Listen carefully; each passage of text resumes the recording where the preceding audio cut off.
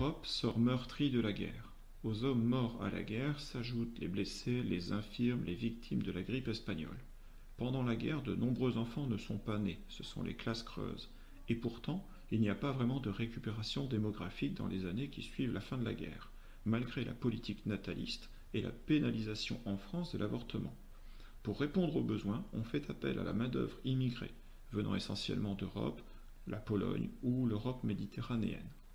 Les destructions sont très importantes dans le nord et l'est de la France qu'il faut déminer d'abord puis reconstruire, grâce à l'aide financière étrangère, en particulier américaine, et surtout, on l'espère, au financement de la reconstruction par l'Allemagne. L'armistice de 1918 et le traité de Versailles de 1919 semblent avoir mis fin à l'arrogance de l'Allemagne et le pacifisme semble devoir l'emporter.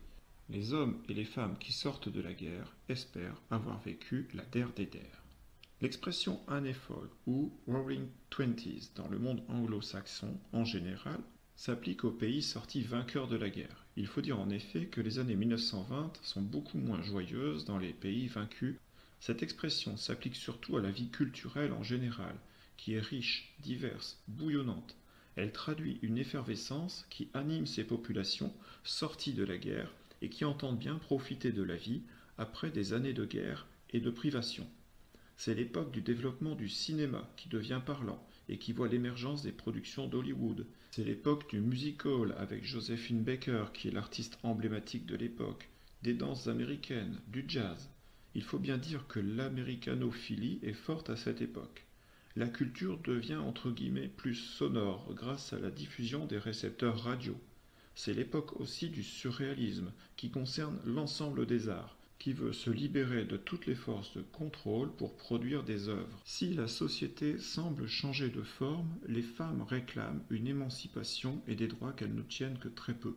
L'image de la garçonne est un mythe. La place de la femme est toujours, peut-être même plus qu'avant la guerre, au foyer, et son rôle reste celui d'être mère. Si la France se reconstruit, la croissance économique profite surtout aux USA, qui deviennent la première puissance économique mondiale.